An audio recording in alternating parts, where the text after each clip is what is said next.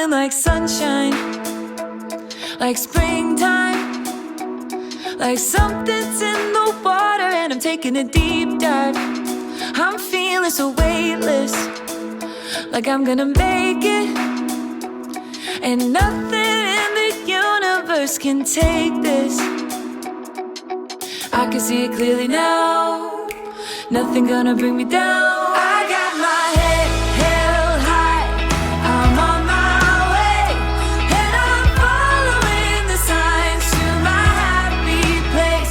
I'm walking in the light of a brand new day, and I'm right where I belong in my happy place. I got my head held high, I'm on my way, and I'm following the signs to my happy place. I'm walking in the light of a brand new day, and I'm right where I belong in my happy place.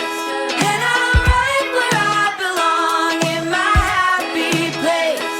And I'm right where I belong in my happy place. Welcome to the National University of Singapore Yong Loo School of Medicine Healthy Longevity webinar. It's a great pleasure to have you with us today. Our special guest is Bradley Schurman. He is the CEO of Human Change and the expert on demographic changes. I'm absolutely sure that the discussion with him will trigger lots of questions, so please use the Q&A function.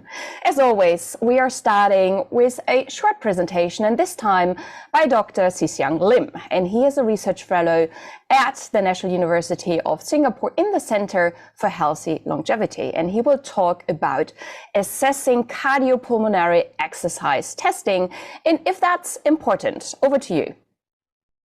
Thank you for the introduction. As mentioned, I am Dr. Lim Zhixiang, a research fellow under the Healthy Longevity Translational Research Program and the Exercise Physiology and Biomarkers Lab. I am an exercise physiologist and biochemist researching aging and longevity biomarkers across various forms of exercise and exertion levels. Today, I will be sharing one of our recent published papers a few months ago titled The Potential Benefits of Assessing Post-Cardiopulmonary Exercise Testing, CPET, in Aging. Cardiopulmonary exercise testing is an aerobic fitness test to examine how fit is an individual by looking at how their body responds during exercise. It is commonly tested through walking or running on a treadmill or cycling on a bike, and it is used for various forms of people from athletes to older adults and clinical populations. In CPET, individuals will exercise really hard and oxygen utilized will be measured throughout and at their maximal or peak oxygen consumption, and is known as a VO2 max or peak. During the CPET test, after certain points when their body starts working extra hard during exercise, aerobic and anaerobic thresholds can be determined, such as ventilatory thresholds and lactate thresholds.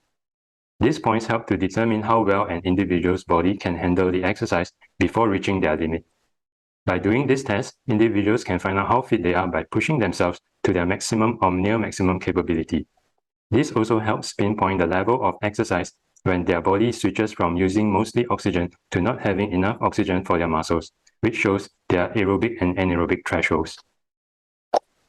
As people get older, their cardiovascular and pulmonary systems tend to experience a decrease in function, especially during active aerobic exercise.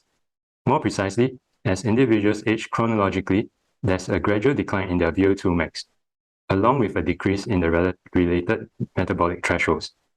Adults who undergo endurance training tend to possess higher VO2 max levels compared to those who are physically active and those who lead a sedentary lifestyle. While it is important to understand the physiological response during CPET, analyzing post-CPET recovery can reveal additional details of one's cardiopulmonary and metabolic health. One study examined the effect of 70% VO2 max on post-exercise recovery gas exchange variables in older and younger adults, found that the volume of oxygen consumed during recovery was significantly slower in older adults compared to younger adults.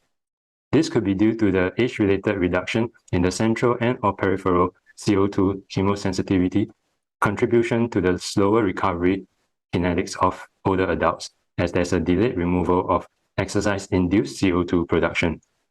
Other post-CPET recovery variables include excess post-oxygen consumption and heart rate recovery as seen in Figure 1. So what are the advantages of measuring post-CPAP variables? Is that it can be used as a prognostic biomarker when individuals are unable to achieve maximal efforts during CPAP. In addition, recovery oxygen kinetics is able to further prognose individuals with heart failure, where lower VO2 recovery is associated with higher mortality apart from using only oxygen kinetics during CPAP. In addition, recovery VO2 is better predictor than VO2 peak at mortality of individuals with cardiac heart failure. Given that most studies that analyze recovery variables look at absolute points on gas exchange graphs, such as magnitude and duration, as indicated in the red boxes of Figure 2, in this review, we introduce a novel analytical method which is used to measure for recovery thresholds, such as the anaerobic and aerobic recovery thresholds, indicated in the blue boxes. These variables have not been examined from a recovery threshold perspective, where the inflections will indicate these recovery thresholds. We propose for future studies to examine recovery thresholds in healthy and diseased population. Post-CPAP also offers prognostic and diagnostic information about the health of cardiopulmonary and metabolic systems. Therefore, the conclusion of this review is that there are limited studies reporting post-exercise recovery, and it is important to analyze for prognostics and diagnostics. We have proposed a novel analytical method to measure for recovery threshold, and there is also great potential for understanding the post-CPAP recovery in aging. And given the great potential, we have started applying this analysis in our human exercise studies, such as ARISE and N of 1, and we are in the process of publishing them. And given the time constraint, I'll leave the details of these studies for future presentations. And with that, I'd like to express appreciation to our incredible team whose collective effort made these publications and studies possible. Thank you. Thank you so much, Sisang. I think it's very important to look at post-recovery of exercise. Now we are changing a little bit the topic, going to demographics. Today with me is Bradley Schurman, and he is the founder and the CEO of Human Change, and formerly that was the Super Age. And he works with leaders to anticipate and solve the challenges of demographic change. He is also the co-founder and host of New Rules Media, which features conversations with award-winning historians, futurists, cultural icons, social innovators, and local influencers, next to just ordinary citizens. He also authored The Super Age, Decoding Our Demographic Destiny, published by HarperCollins, which describes how populations shift, drive social and economic change worldwide in areas like labor markets and design. Bradley, it's an absolute pleasure to have you with us tonight and really hearing from you how demographics might change and what we could possibly do about that, and if it's really bad or not bad that demographics are going to change. Over to you. Thanks, Andrea. It's so good to be with you and with everyone this evening. I am today in Miami Beach, so on the other side of the world. We're going to be talking about the super age effect, as I call it. And the super age effect is essentially when national populations jump to at least 1 out of 5 people over the age of 65. So that's your baseline here for what we'll be discussing today. We are in a period of dramatic demographic change, unlike anything we've seen in the history of our civilization. In fact, we've never had this many people over the age of 65, and this number will continue to grow in the coming years. But what's really driving this change? This change is being driven by 2 intersecting megatrends. The first one that I think you're all very well aware of is increased longevity. Longevity has been increasing worldwide for over 100 years. We've doubled average life expectancy, at least during that time period, going from a historic norm of about 30 to 35 years to, in some countries, upwards of 85 plus years. And this is a pretty radical transformation in the life course that more and more people are being able to engage with. But let me be clear. Right from the onset, we've always had older people in our society. They've always existed. They've always had healthy aging. But what's changed is the sheer number more than anything else. And this has been done through a number of different interventions over the past 125 years or so. Everything from stabilizing the food chain to making sure that individuals had access to clean water, medical care, vaccines, organ transplantation, and today's scientific discoveries, many of which are being done at the National University of Singapore and other leading institutions, might push us even further into a longevity past what we believe is the upper limit today, around 120 to 122 years old.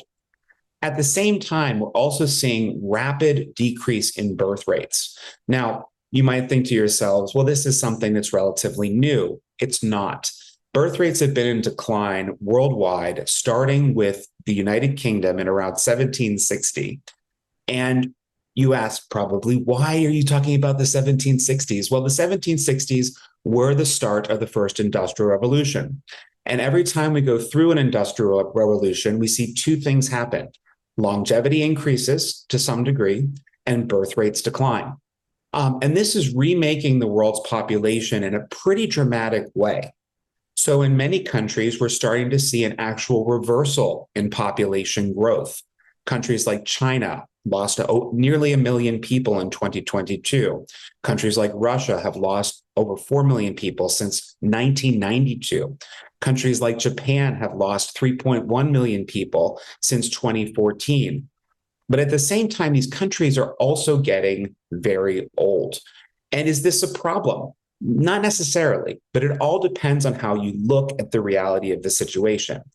Today in Japan, the oldest nation in the world, nearly 1 out of 3 people is over the age of 65. We've never experienced this before. So Japan is really offering the world a sense of what a new longevity looks like in a new society where there are fewer younger people and more older people. Now, what is driving birth rate decline? This is a constant conversation that comes up because it actually is contributing to our declining growth rate. Birth rate decline comes up as a mix of different issues, mostly social and economic, that are driving this change. And they're influenced to a large degree by the longevity of our population. So today here in the United States, we had 76 million boomers. Today we have about 67 million of them. A lot of them still own their homes. And this has driven up the cost of housing nationwide in the United States because fewer people are exiting each year and more people, older people, have control of real estate. That's made it harder for younger people to gain access to the marketplace. So they're delaying life course decisions. They're delaying their onset of marriage. They're delaying the onset of children if they have them at all, and they're delaying home purchasing. In fact, if you can believe it, the average age of a person buying a home in the United States today is 36. Now, in a longevity world where all of us are living longer, it's not necessarily bad to have a delayed life course actions. It's not necessarily problematic to buy a home later, have children later, or have a family later, because we are living so much longer. But it has shifted things. And of course, we have to pay attention to change because change is the constant, the one thing that we can always count on. So if you take a look at this white line, this is where we are right now. The world population is growing at about 1% each year. That 1% growth that's coming on average almost exclusively from the global south, primarily across sub-Saharan Africa and into India. Europe, the Americas will either have anemic growth, flat growth, or no growth. They'll actually go into degrowth where their population starts to decline. But this is probably the most important line to look at here in this presentation, because by 2086, and this is a very conservative UN estimate, global population will stop growing at around 9.7 billion people. Now, there's a lot of debate about this, about whether or not we'll actually get to 2086. I actually think global population will probably stop growing a bit earlier, perhaps as early as the 2050s. And I base this on the reality that we saw countries like Japan age within 70 years and their birth rate decline. We saw Korea age and see their birth rate decline within 50 years. And in China, with their rapid development, we saw the same type of action happen in 30 years.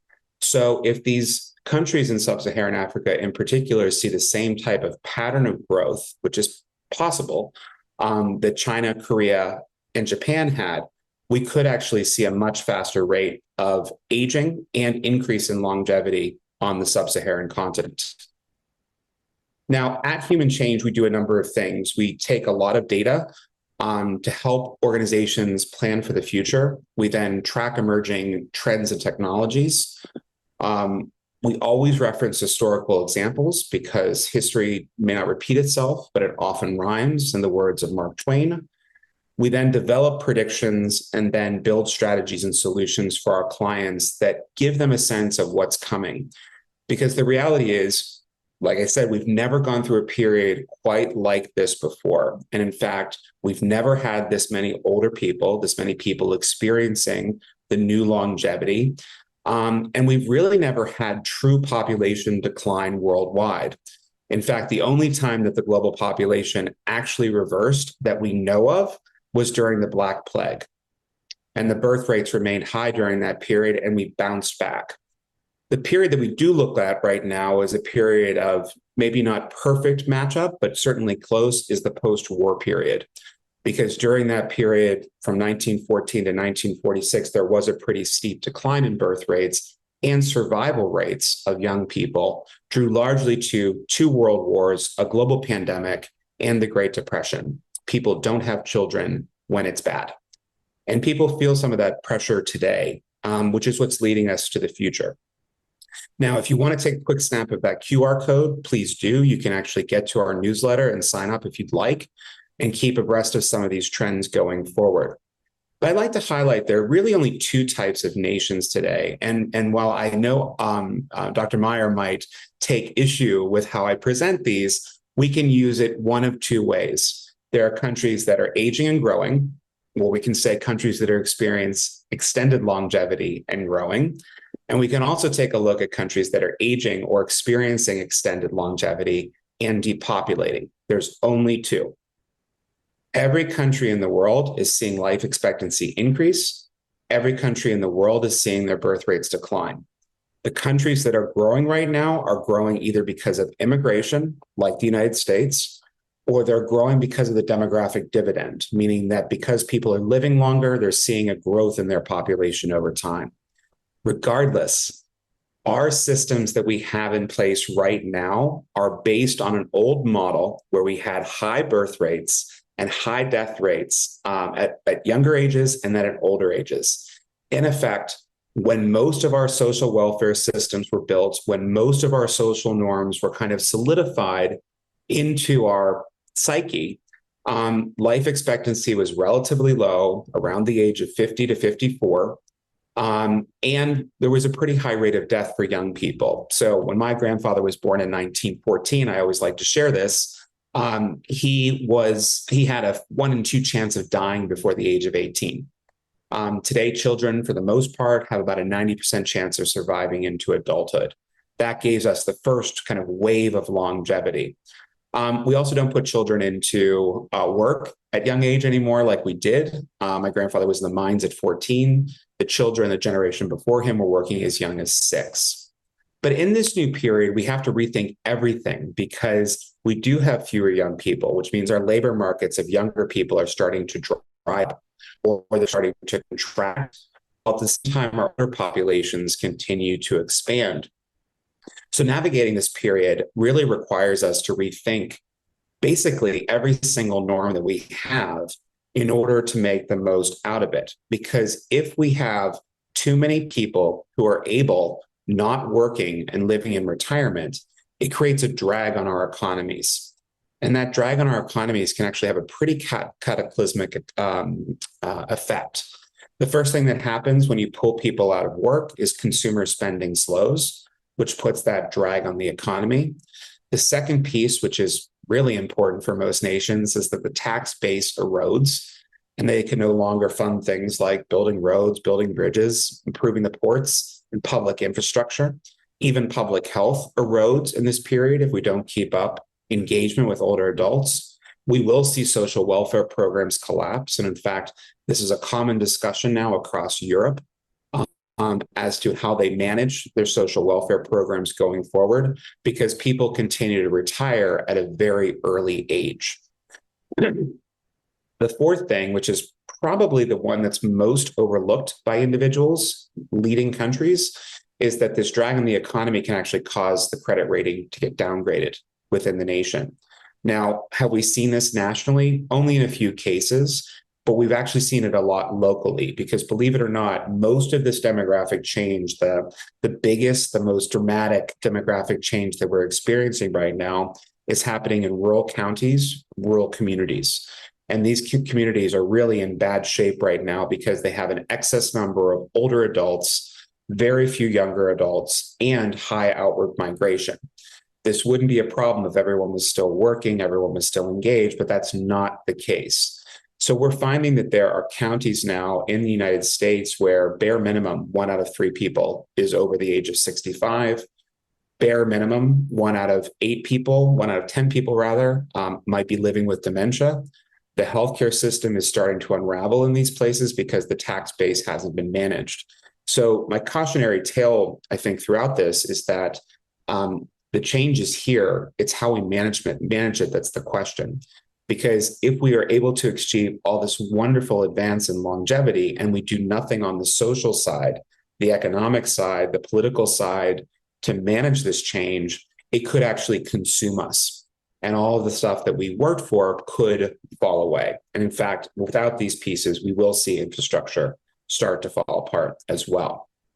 Now, there are simple solutions. There are simple solutions for having your basic access to longevity that we can incorporate into our daily lives. Eat well, exercise and move, make sure your social connections are great. These are kind of the fundamentals. There's all this great science stuff that we can do now too, these interventions, whether it's supplements or measurements that can help us get to the next level. These are the basics. These are the fundamentals of what every nation must do right now. And of course, they can add on to this too if they want. The first thing is you have to extend working lives. If we are able to achieve an extra 10, 15, 20 years of healthy longevity, that means that we have abilities, individuals to work another 10, 15, or 20 years. We just need that to happen.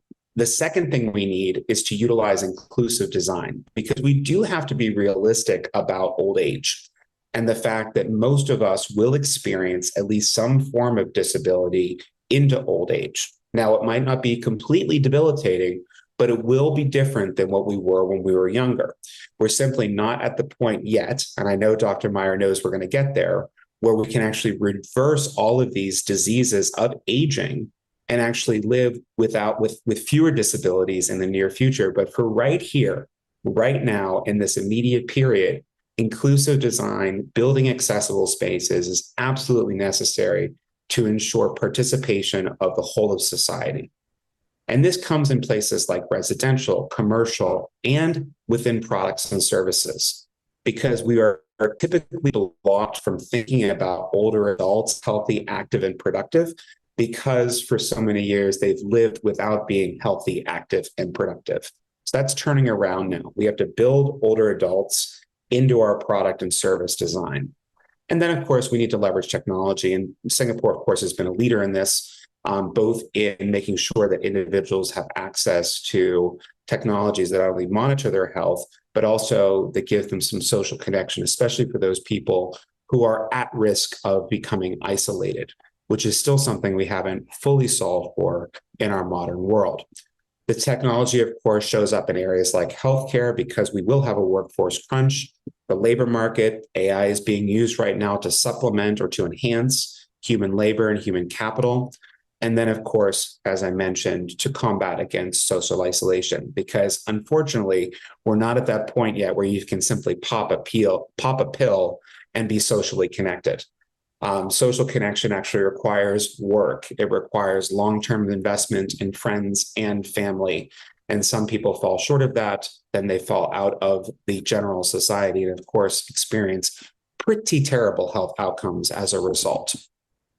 Now, there's a great opportunity here. I know some of this sounds like gloom and doom. I don't want it to. It's a reality check for nations and individuals. The opportunity and change is that if we engage older adults for longer periods of time, especially those people who are experiencing this new longevity, this extra 10, 15, 20 years of health, we bring them into our organizations and we improve organizational efficiency, because experience does impact the bottom line. The second thing, it will help us develop innovative and inclusive products. Because we are living in a world where there are fewer younger people, we will have a smaller youth market. So as a business, it behooves me, it behooves you to consider the reality of the fact that you may need to expand your market, to consider people not by their age bracket, but by their stage bracket. And this means that when you're looking at certain product categories like outdoors equipment, you think of outdoors equipment typically as something for the young. Well, it turns out that older adults actually spend quite a bit of money on this. So the marketing, the development of the product and service actually should expand to maybe include 18 to 65 or even 75, because the older adults are the ones that are actually purchasing the product. They're actually the ones that seem to be most invested, certainly in the higher end products and services. And of course, when we talk about examples, there's probably no better example of a company that's doing this well than Apple. In fact, when you take a look at Apple products, the people who own Apple products over the age of 65, men, own more than any other group combined. And this is a pretty shocking statistic, but when you consider the usability of these products, specifically something like the Apple Watch, it allows us to monitor our health outcomes, or at least some of our health outcomes, and measure our daily measurements in order to give us a better picture of our overall health and our overall potential for longevity. Now, of course, the biggest thing, this lights up people's eyes, certainly in leadership, certainly at ministries of labor, Ministry of Manpower, ministries of commerce, is that we can actually expand the economy during this period. Yes, it is possible to expand the economy during a period of population contraction. The only way you do that is you tap into populations that are not currently working or are not working at their full potential. And typically, these populations are older because people do still go into retirement. So even if we extend working lives by 5 or 10 years, that will give us a parachute, bare minimum, of coming into this new age. So we don't have necessarily economic collapse. We could have actual economic growth during this period. We're starting to see this here in the United States. In fact, over the course of the next decade, the 65 plus population will grow by 25% in the workforce. The 75% population will actually grow by nearly 100% over the next 10 years. This is a pretty shocking statistic, but it illustrates where we're going. And companies that tap into this, nations that actually make policies and practices that allow for this transformation to occur, are the ones that are going to capture the future. Of course, by doing all this, we lower the burden on social welfare and improve social cohesion. Turns out when we have people living and working together, it actually benefits society as a whole. And relationships actually get stronger as a result between generations. That's something that we got away from a bit in the 20th century, as people were essentially pushed into retirement by the age of 60 to 65, eventually moving into retirement communities or nursing homes, essentially separated from society. We are seeing a growth of people returning back into the community. We need to continue that trend going forward. And frankly, Singapore has done one of the better jobs of doing this, especially of co-locating families within the same residential communities. Pretty impressive work overall. And then, of course, this is the bonus. By extending working lives, we actually extend individual health and financial wellness. It turns out that a lot of us derive a lot of purpose and social connection from our work. That actually gives us a reason to live. It makes us feel better about ourselves. And these are sometimes the things that aren't fully measurable, but we know that they exist. More importantly, people are able to stay financially healthy for longer periods of time too. And that, of course, is really important, because if you have financial health, you are going to have some degree of physical health too. The two can go side by side. And on that, considering what the future looks like, we have to really turn our heads around and away from thinking about older adults as a problem and thinking about older adults and this gift of extended longevity as a blessing. That's going to force us to tackle one of our most deeply rooted biases of ageism upfront, because ageism is bad for business, ageism is bad for society, ageism is bad for the national economy.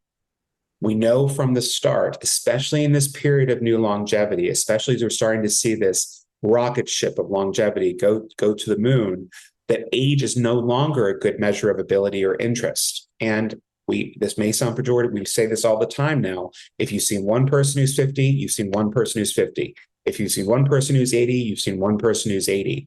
So breaking down those barriers and actually looking at those two categories of ability or interest gets us a lot further than just saying, oh, they're 75 years old.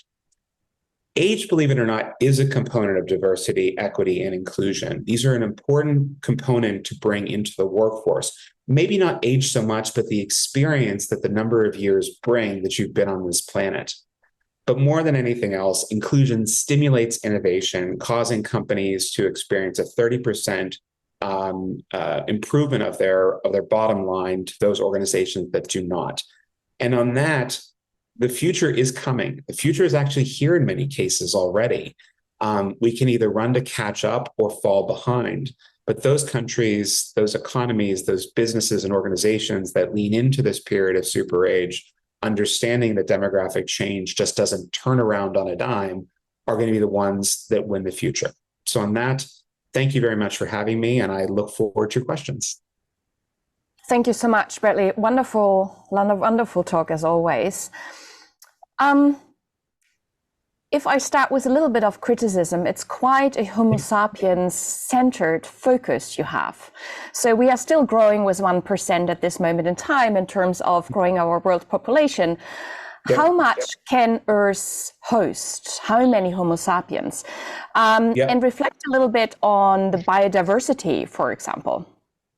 This is not a criticism at all. This is actually a big point of conversation within demographic circles and economic circles, because if you have a conversation with the likes of Elon Musk, he would suggest that population decline is the end of our civilization. I do not agree with that. I think it is simply a new era for our civilization where births haven't disappeared, births have just slowed down. And it may actually be, without getting too guessy about it, this may be the planet's way of slowing us down from having too many people. What few people realize is that from 1920 to about 2020, the global population went from 2 billion people to 8 billion people. We have never experienced that growth before. And when you take a look at the state of the world today, there's increase in conflict, there's obviously increase in ecological challenges. Overall population decline might be a good thing. And in fact, when you take a look at the areas that have depopulated, specifically those in the American Midwest, where I've visited quite a bit, or in rural Japan, what's really fascinating is nature takes over very quickly in those areas. Nature reclaims those spaces. So long-term, is a smaller population better for us? Yes, I think the answer is decidedly yes. But looking from a Homo sapien and economic perspective, and managing this period of change, we have to focus on those components.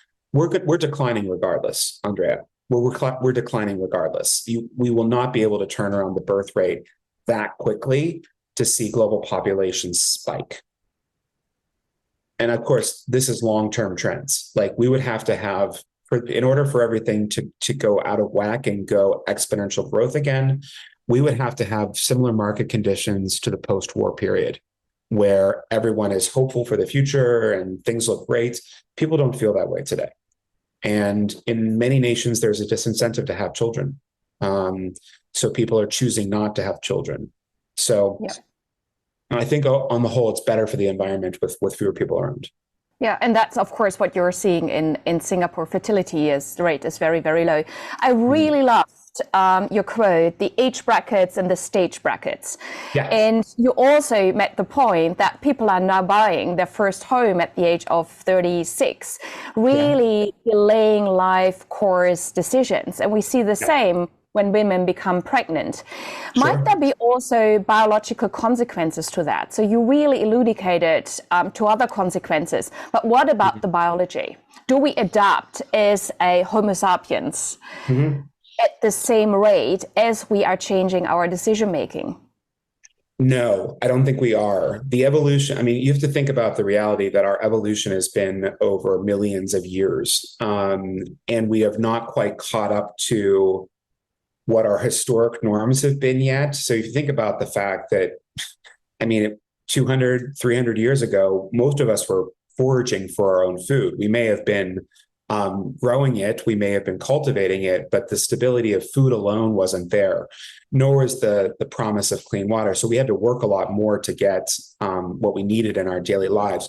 We don't have to do that anymore. I mean, you pick up your phone, you can have food delivered within 30 minutes. Like, our way of living has really radically altered. But I think the question might be a bit deeper than just that. Are we adapting our biology? Well, that's not a question for me, I don't think. But I do think we are seeing, because of scientific intervention, that it is much more common, much more easy for women to have children well into their 40s and even into their 50s. Even though doctors today still call a post-35-year-old pregnancy a geriatric pregnancy, it is far more common for women to have children into their 40s and even into their 50s. We are seeing a trend, and this is somewhat how we adapt. It might not be our biology so much as our sociology, is that we are seeing a growing cohort of women harvesting their eggs now in the United States, putting them into cryo and saving them for later, because they want those young, healthy 20-something-year-old eggs, but they might want to put off having children until they're 40-something. And for women, it is both a social and an economic decision to do this, primarily because women are now, on the whole, earning as much or more of men when they enter the workplace in the US now. That's a pretty significant change. Where women start earning less than men is when they have their first child. So women are taking those first 20 years as really their prime earning years. Now, I think there's mental math going on in this. This is a part of the evolution, and they're delaying on purpose both marriage and having children because they don't want that penalty to hit them. Yeah, absolutely right. I like that mass aspect of it. Let's go to retirement. You said, okay, we cannot afford to retire anymore at the age of 65. I know lots of countries are already adapting to that, and now it's increasing, at least some countries. There is a huge association between socioeconomic class and health. How would you actually design programs when people can retire based on certain factors like the health of individuals? So does biological age play a role here, and how could you implement that? Because I think everybody agrees that we cannot afford being 30 years in retirement and just being around cruises and playing golf. Right. Well, you know, I say that the retirement age is like taking a sledgehammer to open a walnut. Like, it's such a weird thing. Like, it's such a blunt object to say that at this age, you are now done, without taking any other measure into account. But remember, when these policies were put into place, it was at a time where we didn't really understand human longevity and what we were capable of. I do think that there could be other measures. I do think that we already have those other measures. Biological age, as you suggest, could be one of those. But also measuring on a person's ability is another. Remember, most social welfare programs, specifically around pensions, were designed as a backup plan, a safety net, as we call them. It was in the 20th century that both private sector industry and nonprofit organizations that advocated for older adults started treating this safety net as actually a part, an entitlement of a pension plan. Like, that was something that was guaranteed to you, and that was part of your retirement savings. increasing the age is not the way to do it. Simply increasing the age, although I do think it will have to go up on average. I do think that we will need to take a look at a number of different measures going forward to assess the total health of the person. And I think the basic question is, the fundamental question is, are you able to work? So do you have the physical and mental capability to work? And, I say this all the time, all that are able should be at the table. And I mean that. Retirement is really only accessible, at least the way we understand it today, vacations, golf, etc., really is only possible today for those people who are well saved. And they're welcome to retire. You're welcome to stop working anytime if you have that financial capability. But for those that do not or are not well saved, that retirement really should be a backup plan for stopping work. Sure. So on the one hand side, there's utilization, some markers to say, okay, you are able to work and you should.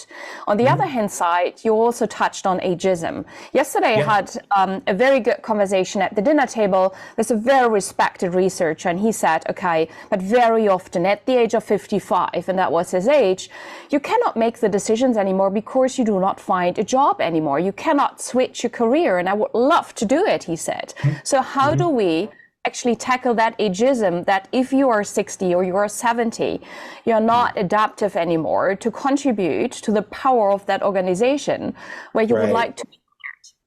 Yeah, and this is the rub. So we have had scientific progress outpace social progress, and this is not unusual. Scientific innovation comes along, it changes the trajectory of the world. It changes things. I mean, again, referencing things like the iPhone and the Apple Watch, just alone, we didn't have these things 15 years ago, and we have them now, and that's changed everything. Think about how AI alone has changed things in just a year with our work. But when you think about, the ability for social change to happen, social change takes a long time. It takes a long time to steer a ship. So let me give you an example because it all connects to this. In 1935, Franklin Roosevelt, President of the United States, signed into law the Social Security Act. In 1935, most Americans rejected the idea of retiring at 65. They thought it was silly. However, by 1965, 30 years later, it had become a norm.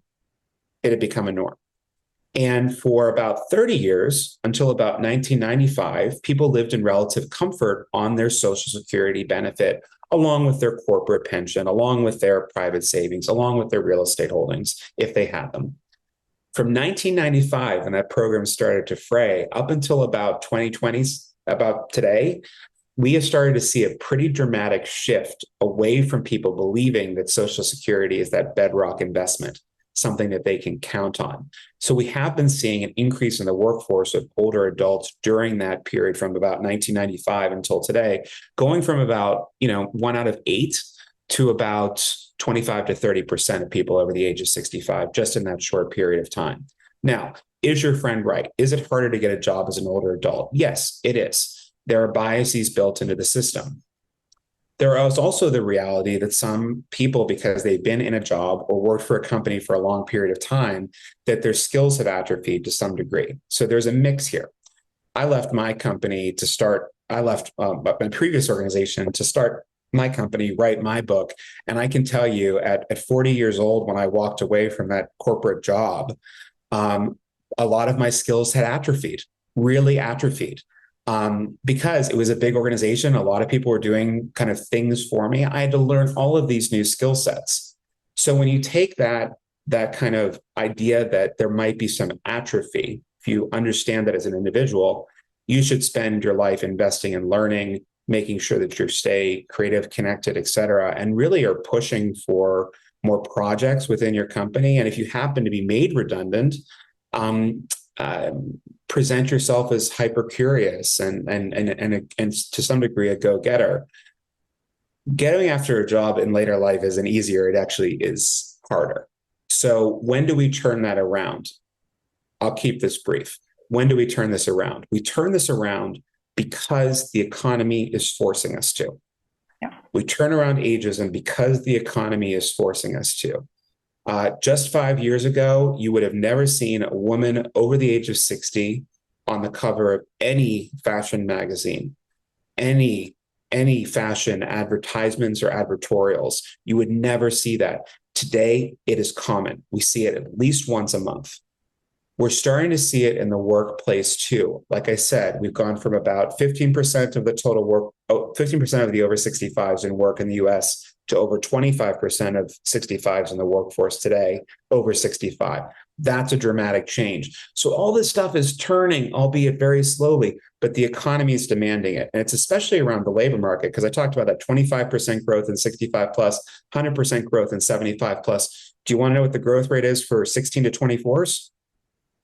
Negative 8%. Negative 8%. So we have no choice but to expand the labor pool to include older adults in the future. Now, will it move fast enough? Well, it's certainly not moving fast enough today for the older adults who are looking for work. I get a phone call, I get an email, I would say at least once a month from somebody who says, I got through the filters, I got through the AI, I got through the initial HR interview, I talked to somebody and had a panel interview, and I got to the last one and I heard, we think you're overqualified. There is no such thing as somebody who is overqualified. Overqualified is a really polite way of saying you're too old. Absolutely. And it's not even polite anymore because it's coded language that everyone understands. Sure. It's in between the lines. Yeah. Before going to Dr. Isla Hotchkiss-Courage, our research fellow at the Center for Health Longevity, I have one more question for you. Yeah. Are you ever going to retire? Retirement, depending on how we define the word. I know you like specificity and definition. Retirement is when you stop working, right? So do I expect that I will retire at some point? Yes. Retirement, being the stoppage of work at some point in your career, is actually historically common. Sure, you have plenty of people who work in certain sectors, especially in agriculture, who go out in the field and come back home and they die. And they just expire without any type of decrease in health over time. Their bodies come to an end. But this historic norm of stopping work at some point goes all the way back into the classical period. And people who were old had maybe not a full retirement plan in terms of money coming to them from the state. That didn't happen until Weimar Germany. But what they did have was family and a social network, and hopefully some wealth that allowed them to live out their old years when they were not able to work. So the past really may be prologue in the future, and I don't expect that I'll retire in our current state anytime in my lifetime. But I do anticipate that I will stop, because it is nearly invariable that there won't, at least in our current reality, right, that there will not be some health decline that will prohibit me from working in the future. Thank you so much, Bradley, to give You're us welcome. the definition of retirement. Over Thank to you. you, Isla. Thank you for the introduction, Professor Meyer. Thank you for the great presentation, Bradley. Thank you. I'm going over to the questions of the audience. So let's start first with the question. How do you see the technology intersecting with the demographic change, and what role does it play in shaping of this social and economical landscape? Technology is with us. Technology is going to be a massive driver, especially the adoption of artificial intelligence. I think it will help aid us in a number of different areas. I certainly think on prevention, it's going to help us identify problems that we may have with our own bodies before we even know we have symptoms. And in fact, we're already seeing AI identify things like cancers, breast cancers in particular, faster than the human eye can see them. That's a good thing. Within work, I think that artificial intelligence in particular will play a massive role in our work futures, because we are having to do more or the same amount with fewer people. So technology will help expand our potential. If you are working now, which I assume many people who are on this webinar are, learn how to use AI fast. We know from the data that people who are working for big organizations in particular are well behind people who are working for small organizations or who own their own companies. People who work at small organizations or own their own companies are using AI at an extremely high rate against people who are working for large enterprises. So people who are at these small companies are actually at a comparative advantage going forward. Technology will also help us plan around resources, how to triage certain health conditions, how to triage certain environmental catastrophes. All these things will play a role with technology in the future, but people have to know how to use it. And what we've seen, especially with older adults, certainly during the COVID pandemic, was that when you walk away from work, when you choose to retire, bringing it back to the previous question, your interest in technology typically drops. This is a norm. So I use my iPhone every day. I imagine if you have an iPhone, you use that. If you have Samsung or anything else, you use that every day. But around, 75 years old, about 10 years after retirement, your daily use of that device really starts to go off. So the data says that, all these people worldwide at every age have a smartphone. A smartphone is the only thing you can buy now. So of course they have the smartphone. It's how they're using the smartphone. And I mentioned the COVID pandemic because in the States, we saw a huge disconnect between digital literacy and digital development and rollout of the vaccine. So we had first preference for vaccine distribution for people over the age of 85. They were the first ones to get it in the States. The only way you could get access to the vaccine during that first round is if you had a computer or smartphone. So people who were over 85 that had little to no digital literacy were then forced to try to figure out a device that they had never used or didn't use on a daily basis. So it was a common anecdote during the first rollout of the vaccines that if you didn't have a kid or a grandkid that knew a computer, you were pretty much stuck because you couldn't just walk in and get a vaccine. I think that countries like Singapore certainly did some novel approaches to COVID for people who didn't have smartphones. Singapore is an exception to the rule globally when it came to that. But yeah, technology it's going to be more and more interwoven into our daily lives. Thank you for this answer. I definitely do agree. Technology, of course, is going to help us in this transition and in the shift. But as you mentioned, it's good to find a middle way. And as fast the technology evolves, it also has to be user-friendly, so for all generations. I would move to the next question, and that is, how does the longevity revolution influence the intergenerational relationships and family dynamics? Well, we talked about the fact that people are delaying having children and grandchildren or having children.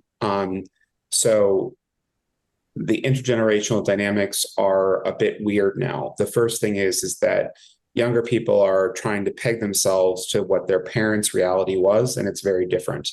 My parents owned their first home when they were 22 years old. 23 years old, 24 years old, but most people today can't own a home until like 36 or higher. That's a big change. People had children in their 20s or even early 30s, now they're 40s or even later. So it's just changing the course of things. And there is a bit of tension between the economic realities of the older generation and the economic realities of the younger generation that we haven't fully figured out yet. Because at least in the US, wages have remained relatively stagnant since about 1965. There's been growth, but it's been relatively slow growth. But what's been problematic is all the other increases. So housing went through the roof, healthcare went through the roof, education went through the roof. So even though people are making more than they did, 40 years ago, as people entering the workforce, their money doesn't go as far because they have to pay for different things. And that creates a little bit of tension too. But I think as the longevity piece and the birth rate piece starts to even out a bit, we're actually going to see greater social cohesion. In fact, we're already experiencing it because older adults are once again being integrated into society. And that is actually a historic norm where we live alongside people who are older than us, where there is intergenerational diversity within our communities. That's the historic norm. What we experienced in the 20th and early 21st century was not the historic norm, where we moved people out into retirement communities and put them into ghettos. That is not the norm. But we're getting back to intergenerational communities. And in fact, we're also seeing, and I know this is something that's fairly commonplace in Singapore, is we're also seeing a return to multi-generational housing in the United States, where different generations live together under one roof or on one street or within one community. That's a long-term trend that we're getting back to here, and that's great for social cohesion. The threat, just top-line threats on that, is that when we move back to these traditional models of living, there is the threat that we move to traditional models of thinking too. So there is this kind of underlying concern that progress around LGBT rights, women's rights, et cetera, could reverse a bit if we move back into these traditional settings. And that is a cause of concern. Thank you very much for that answer. I would move to the next question of what are some specific industries that will be affected by the longevity revolution? There isn't an industry that won't be affected by the longevity revolution. In my book, The Super Age, I talk about this shift that happened in Japan, and now it must be about 15 years ago, where the country moved from making a majority of diapers for children to a majority of incontinence products for adults. Now, if you think about a product line that shouldn't be disrupted, it's diapers, and yet diapers were disrupted because of the demographic change. So that should put a very fine point on the fact that every industry is going to be impacted. We're starting to see every product category really thinking about what it is to engage with an older adult, what it is to engage in a longevity marketplace. The German beer company, Beck's, came out with a beer this year called 70 something or other. And it's a beer that has a more bitter taste, because one of the things that happens with longevity is we lose some of our taste buds, and we have a preference for more bitter things. So they've developed a beer specifically for the 70 plus marketplace that has an extra punch to it. So you can still have that taste of the IPA. We see it with automobiles. Automobiles, more older adults buy cars than younger people. That's statistically true. But we're starting to see a lot of innovation being built around cars right now as well. The last piece, and I think the last frontier of where we're going to see, a lot of innovation, and I'm biased in this because it's part of my business, is that inclusive design becomes central to business strategy. And that's, are we building products that work for more people, not just the 18 to 34s? Are we building products that actually work for people in their life stage? I still think, I think for the near future, certainly within the next 20 years, and Dr. Meyer might have a different opinion on this, we're still going to have decline in ability, some decline in ability, physical decline. Yet we have 80-90% of the population wanting to remain in their homes, and a health infrastructure that can't really support all these people. So what I think is that a near term, at least 10 to 20 years at least, is that more and more people will make their homes more accessible. They will demand more accessible homes. And I'm not talking about homes that look like nursing homes or hospitals. I'm talking about homes that consider the potential for decline, the potential need for a wheelchair, et cetera, and that's built seamlessly into the design of the space. Well, thank you for your answer, but I really hope that the shift in industries will actually go to investing more in the longevity medicine and finding preventative ways to fight with the problem of aging, and not maybe in this nursing homes. I think the reality is, though, yes, we can have those investments, and we should continue to have those investments in longevity. But so what if people can't work? So what if people can't live in the community? Like the longevity science is such an important part of the puzzle, but it's a part of the puzzle. It is not the puzzle. So that's the piece that I hope for the future, is that we see greater alignment around science, social, economic, and political, so that we start work kind of rowing in the same direction. because right now we're treating each one of these as verticals. I also think that, you think through the lens of aging products and services rather than the longevity economy. Don't think about age, think about stage. So like there are products that I might want when I'm 80 years old, and I don't necessarily want them because I'm sick. I want them because I don't want the products that are being marketed to young people, because I think differently about the world. I have a different life experience. I have different wants and needs. That is going to be the biggest trick for the marketplace going forward, is sorting out its bias in age marketing and moving to stage marketing. It's happening slowly but surely. You see it on your feed if you use social media, these targeted products and services, because they know what you're looking for. They know what you're interested in. That's going to become a lot more normal in the future with AI, and we'll move away from this age-based stuff, which is highly problematic. But Bradley, can we agree that we are adding another line to optimize health and health span next to then changing the already existing consumer markets, which could at least absolutely. This is when we think about longevity and we think about this demographic change, it's an ecosystem. It's not an island. So these things have to interplay and work together. Science always beats social innovation. It always beats social innovation. So the work that you're doing is so radically important, but it's equally important that us on the social and economic side pay attention to what's going on and try to keep up, try to adapt accordingly, because the things have changed quickly and seemingly overnight, certainly against the backdrop of our history. So we're trying to row together. We're trying to keep up. But this is a period of really big disruption for people. So buckle up. It's going to be fun, but it's going to be a lot of change at once and during our lifetimes. Okay, what a beautiful statement. I think there are lots of other questions of the audience, but I think we should stop here. Thank you so much, Bradley. I think everybody now knows that we should talk about the stage and not the age. Thank you so much. And also we talked about that we should continuously learn. And there we have possibly a solution. We can help.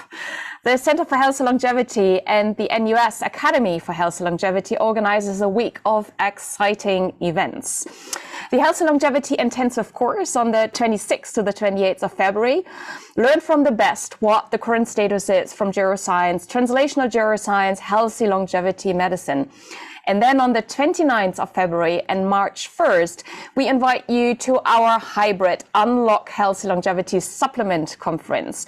This is the first worldwide conference just dedicated to supplements, really answering the question, can supplements optimize our health and health span at this moment in time? We invited experts, we invited scientists, clinicians, regulators to answer that question. So join us. The next episode will be on the 18th of January in this beautiful new year. And my guest will be Professor Robert Lufkin. He is a young clinical professor at the USC Keck School of Medicine. And I will leave you with a final video, as always. Watch the flexibility of the stage these persons are in.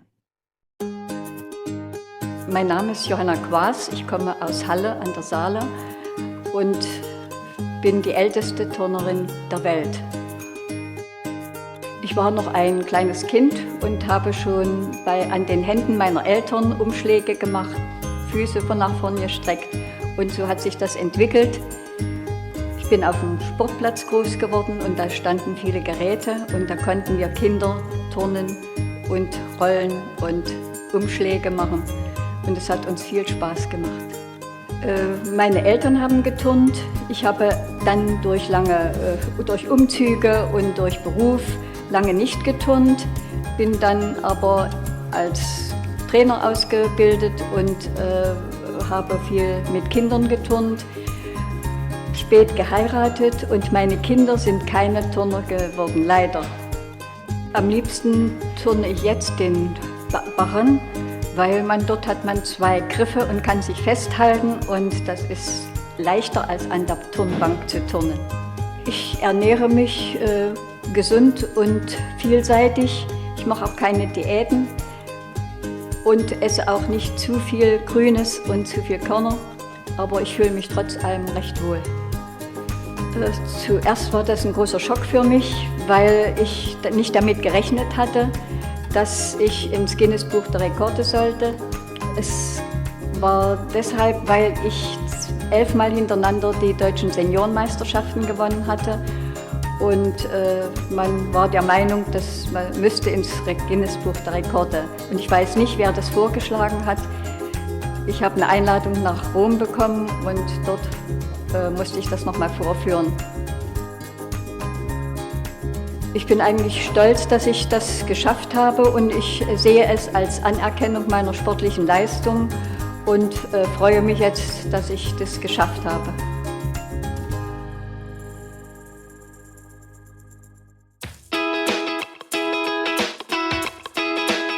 I'm feeling like sunshine, like springtime, like something's in the water and I'm taking a deep dive.